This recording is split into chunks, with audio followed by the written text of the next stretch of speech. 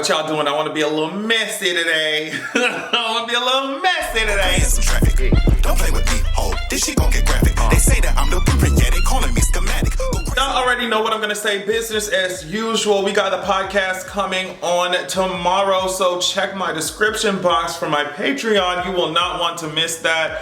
Also, my other channel, youtube.com/AvatarAdrian, is up and it's gonna be stuck. On that channel, I was talking about the Game of Thrones convention that happened. I'm talking about also Everything Everywhere All at Once this week. So yeah, if you like film and TV and House of Dragon and other nerdy stuff and Marvel and DC and all that stuff, check out my description box for my other channel. Let's go. First of all, I want to say shout out to Mr. Winston because I have never in my life wanted to be a papaya so badly.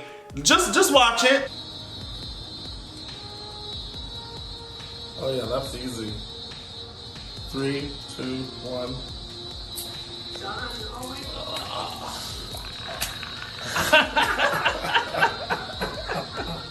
Destroyed.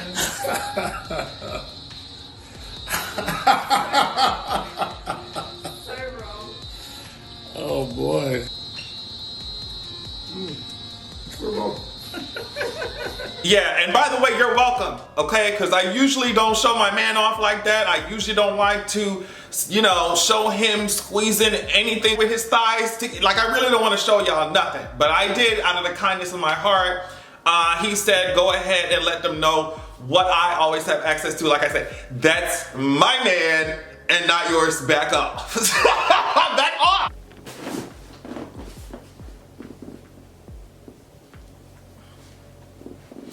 No, the power of the Black Panther will be stripped away, right? And I'm gonna tell you what else is gonna be stripped away, okay? That's it, that's all I'm gonna say. All right, so let's talk about this Emory stuff. So apparently some nurses they were put on the chopping block, all right? Because they went to TikTok to just talk about their icks, right? What they really don't like that patients do, right? And I'll show you, you know, the video. My ick is when you come in for your induction talking about, can I take a shower and eat? What? My ick is when you ask me how much the baby weighs and it's still in your hands. Dad comes outside and asks for a paternity test right outside the room door. Saying you don't want any pain medicine, no epidural, but you are at an 8 out of 10 pain with just a Cervidil and you're still closed, fingertip. When we've already told you to push the call light, but every 5 minutes, your family member coming at the front desk asking for something else. Excuse me, can I have a blanket? Another ick, when you're going room to room between one baby mama and your other baby mama. Oh no. Ick. Say that. It's the unlimited trips to the nurse's station for me. So they thought that was cool and nice to put online. Now, there has been this trend, and it's not, I guess it's not a new trend, right? But there's definitely been this thing where people take the stories of their patients or whatever, whoever the customers at their job, and they lob it to the timeline. I saw this one TikTok where this woman was speaking about her administrators, and I'm just like, okay, that's fine, like do what y'all have to do. But I'm like, the way that y'all speaking about it is not even incognito. You know what I mean? They can connect the dots, and y'all badges be all up in the TikToks. I don't get it. You know, it's one thing to come on here anonymously or to, you know, keep people's names out of stories or tell a story that's not really that personal. You see what I'm saying? Or something that can't be tracked to one person. But y'all be coming on here and y'all have good ass jobs, okay? Y'all come on here and y'all just badge all in the fucking TikTok, just showing everybody where you work at and telling things that can easily be tracked. I don't know.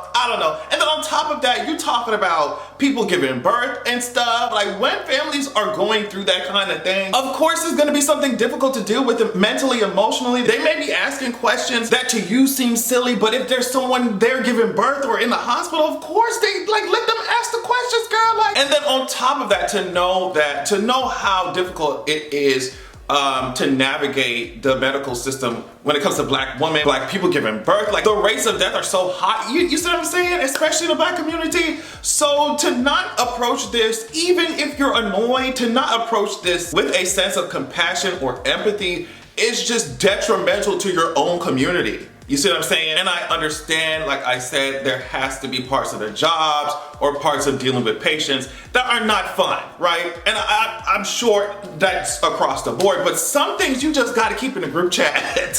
Some things you just gotta keep in the group chat. You just gotta keep in the group chat. And then on top of that, you had people coming out saying, oh yeah, I know some of them nurses. I had a very bad experience with them nurses. I would never forget y'all faces. Like, that's what people were saying online when they made that video. So of course, Emory came back and was just like, girl, they've been dealt with. They've been dealt with. Big ass statement. And I'm just like, girl, like I said, a loaf of fucking bread is $20. I know that they pissed. You got fired over a TikTok. And honestly, what was in that TikTok speaks volumes to, like I said before, to the kinds of shit that people already have to deal with when going to the hospital, giving birth, black women, black people, y'all already know, right? But yeah, my advice to somebody who just play on social media would be for y'all to just keep that shit in the group chats, keep it in the text threads, and don't be lobbing it to the timeline. It's okay. Not everything, TikTok and Twitter and everything, don't have to know everything. And that's coming from, like I said, somebody who be living online, okay? That's coming from, not everything gotta be online. It's okay, boo, it's all right. But I'm sure the hospital is thinking now, like, okay, girl, now we gotta think about all the people who are gonna come out of the woodwork and sue the hell out of our asses because of y'all, you know? So yeah, tell me what y'all think about that, because that story was everywhere, okay? Now, when I saw this news, I was so happy. Brittney Griner is apparently home now. I think I also saw some headlines that she was back at practice too. So we absolutely love that, because it was terrifying for me to learn that she was in a penal colony, like a labor. I was just like, oh my God, in Russia. Here is the prisoner exchange video that happened. Apparently she got exchanged for some fucking Russian arms dealer, some prisoner. Don't ask me about that shit, I don't know. All I know is that I'm happy that she's home. Now, there are some people who are talking about, oh my God, the person that they released is so dangerous. I'm like, bitch, y'all didn't even know who the fuck, do y'all know who that person? Get out of my face. And then for y'all to be, bitch, it's United States fucking politicians just as fucking dangerous, girl. Like, I'm glad she's home. I'm glad she's home, that's it. And then there were other people talking about, oh, well, there are other prisoners that could have been exchanged instead of Brittney Griner, da da da da da. And I'm just like, okay, but she's home. Okay, but she's home. Like, I don't know what to tell you. Like, I'm sorry, y'all are not gonna get me to say, okay, but what about X, Y, and Z when, you know, I'm like, she was in a Russian prison, girl. Like, I'm happy she's out. I don't care what y'all talk about. I don't care what kind of this person, that person, this is a dangerous thing. The entire world is dangerous, as we can fucking see. All you politicians are fucking dangerous. Everybody walking around here dangerous as fuck. It's war and death and shit surrounding us every fucking day. I mean, damn, let us be happy that Brittney's home. Damn. Like, I just cannot even imagine the thing, like being in a Russian prison as a queer person, wondering if you're ever gonna get out that hole. Like, I don't know. And there are people talking about, oh, well, you know, I bet she don't hate America now. I bet y'all don't hate America now, da, da, da. It's just crazy that there is really a big group of people who think that just because you live in America means that you can't critique the crazy shit that they be doing. It means that you can't critique the white supremacy that rules the land. You know what I mean? It means that you can't critique the untaxed, you know, white evangelical bullshit that rules the land.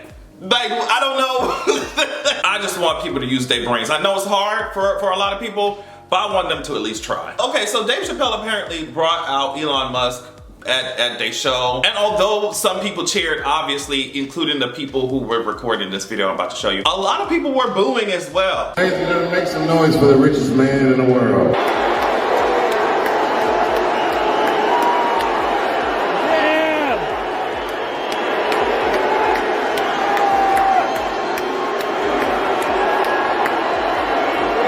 Cheers and boos, I say.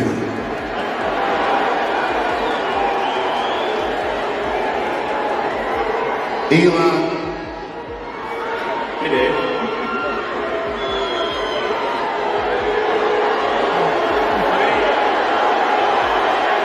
Controversy, buddy. Weren't expecting this, were you? It sounds like some of them people you fired are in the audience. Tough road ahead, it sounds like.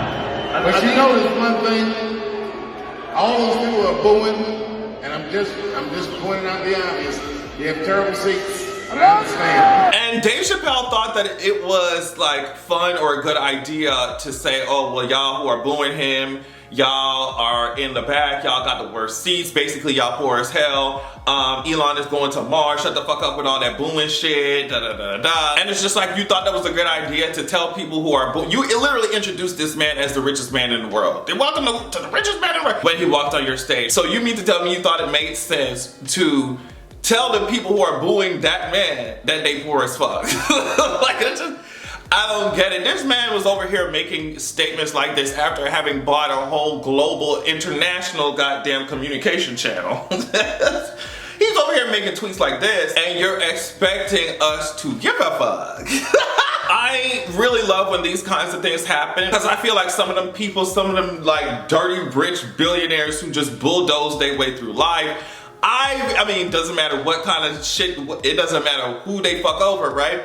I think that they're just like Homelander. Like, in this society, they may have, some of them, right? In this society, they may have a whole lot of fucking power, but at the end of the day, they want their asses to be kissed. So, and they can't handle that shit. They hate that shit when they get up there and people start booing the ass. They feelings are hurt because they have fragile ass egos. So I love to see this shit happen. And one of the other things, since Dave Chappelle brought that shit up, I find it so hilarious that first of all, y'all can't, we're just now trying to set some shit up on the fucking moon, a permanent space up on the moon, like NASA, Artemis, look it up. Mars is decades out. Y'all keep talking about Mars. And y'all think, yeah, I mean, yes, these billionaires, if push comes to shove, they're going to take their asses into space. But to think it's going to be an easy process for them, like, first of all, they can't go by themselves. Because who's gonna wipe their asses? Who's gonna never tell them no? Like, they're going to need wage slaves up there in order to have the same kind of life that they have now, where things are just given to them, right? Like, you really think a billionaire, these billionaires who've been pampered all their fucking lives, you really think that they're gonna have an easy time in the desolation of space? Like, on a barren planet? Like, please. But yeah, that's it. That's all I wanted to talk about. Thank y'all so much for watching the video. Love y'all so much, and make sure that you have a good goddamn evening.